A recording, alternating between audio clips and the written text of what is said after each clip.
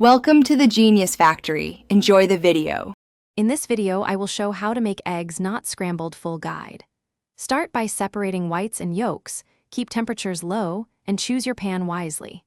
Use gentle heat, constant attention, and a silicone spatula to preserve shape and texture. For fried or poached eggs, control timing and water or fat levels, and practice simple techniques to get set whites and runny yolks without breaking structure. Good tools and quality eggs matter in gentle egg cooking. Choose nonstick or cast iron pans for control and get fresh eggs for best texture. Keep butter or oil measured and consider a lid for gentle steaming to finish whites. Use a thermometer if you like precise heat and prepare a bowl for yolks if separating. Small habits like gentle stirring and patient timing make a. Here are methods that keep eggs whole and elegant.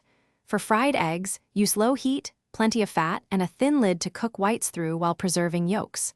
For poached eggs, add vinegar to simmering water and swirl gently, then cook to your preferred yolk runniness.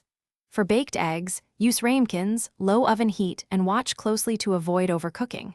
Practice makes perfect. Thanks for watching. If you found this helpful, don't forget to like and subscribe.